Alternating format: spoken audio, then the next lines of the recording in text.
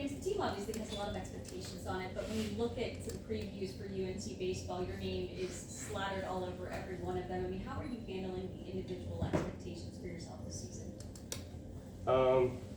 Yeah, it's something that like you see, and I mean, it can make you feel good, but at the end of the day, I mean, you're focused on one thing, and that's just getting better every single day.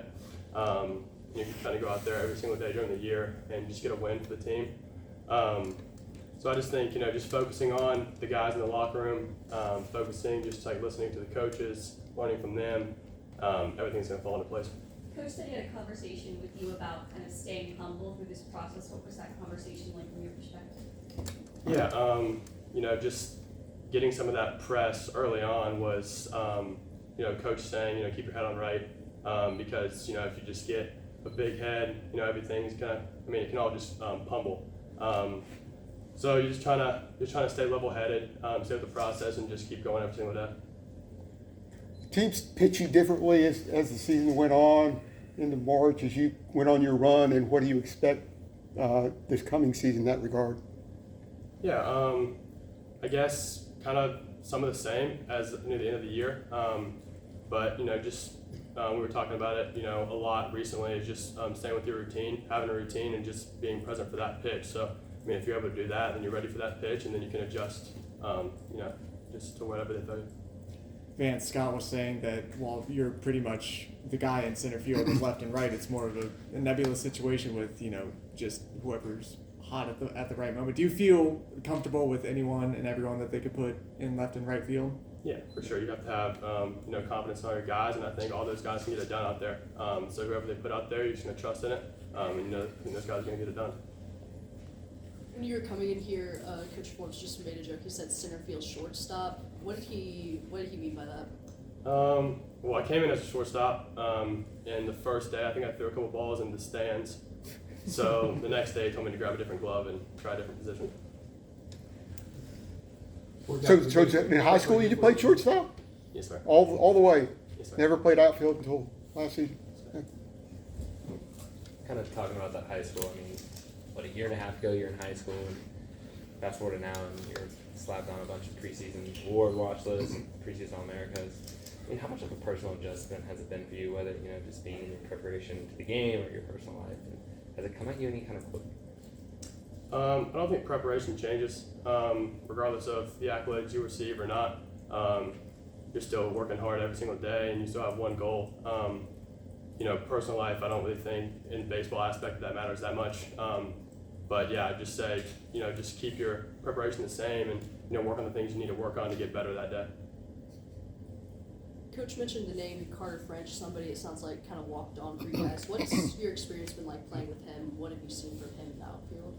Yeah, it was like he said, a cool story. But just from day one, he was, you didn't really know who he was, and then you get thrown in the outfield, and he's tracking balls very well, and he's making good reads, getting good jumps. So he's playing a good outfield, and that's all credit to him. Like he said, football guy. So he was a wide receiver in high school. He's an athlete. So I think just watching him out there has been fun. And you were a quarterback, right, in high school? Is that correct? So you guys kind of have a common bond out there in the outfield, possibly? Yeah, we talked about high school football a little bit. Yes, sir. Did you draw any parallels, I guess, between him and Mikey, since I think he was, a punt returner or a wide receiver himself? I haven't thought about that too much. No.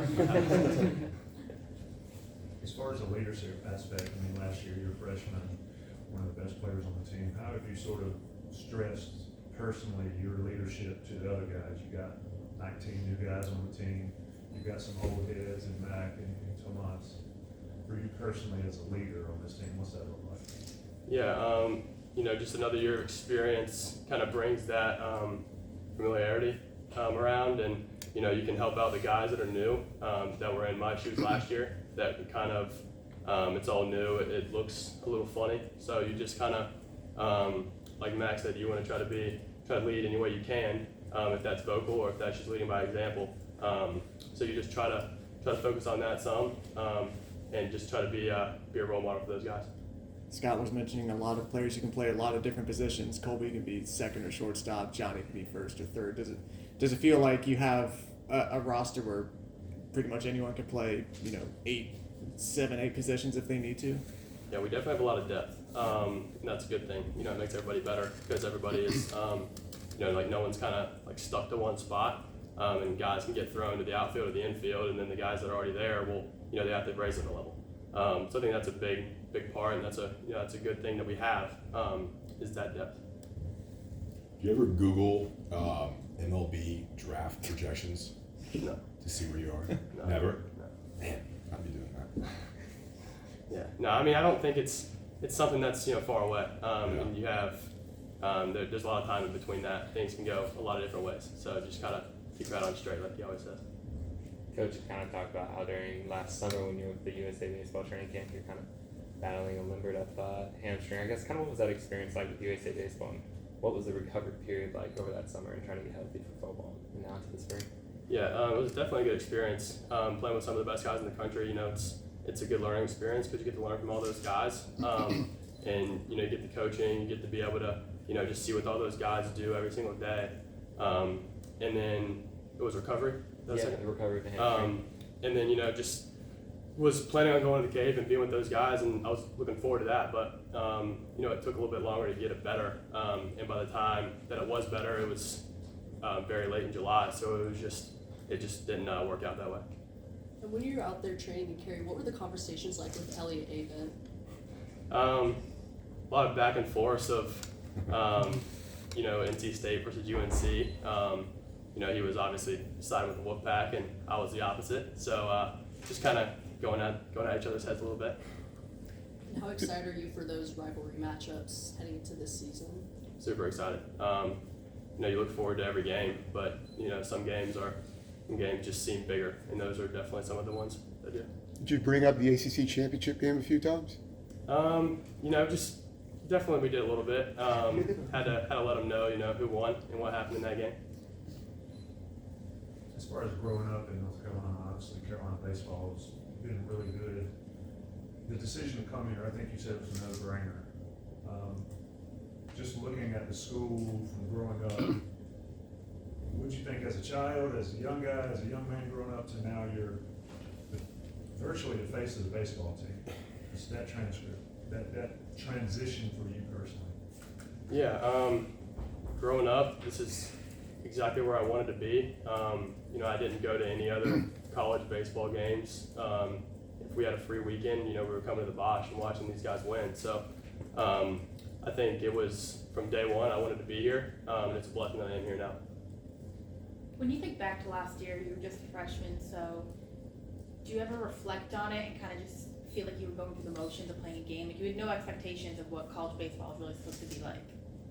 Yeah, it was kind of like a mystery, and you just get out there and you're just able to play freely, and you still are. But now you kind of have some expectations. That's especially as a team, we're preseason ranked, and it's kind of impossible not to see that stuff. But at the end of the day, it's you still have to go out there and win games. So regardless of if you're 100th or if you're first, you still have to win.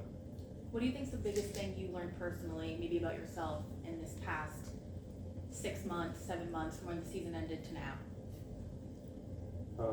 That the hard work can't stop just because you think you've done a little something. There's so much more to do as a player, as a person, and as a teammate. Okay, one more from Vance. You're from a little fun one here. You're from Salisbury. How big of a deal is Cheerwine there, and are you a big Cheerwine guy? Big Cheerwine guy. I think that was a lot of guys. We were talking about at dinner the other day. They were talking about how they were Mountain Dew people growing up, and I mean, I'm not sure growing up I ever had a Mountain Dew because there's Cheerwine just in front of your face, and you're going for that every single time. Is it a big deal there? 100%. Yeah, there's Cheerwine festivals once a year. They block off the entire downtown, and there's just Cheerwine stands of infused food, drinks, all this stuff. Thanks. Thanks.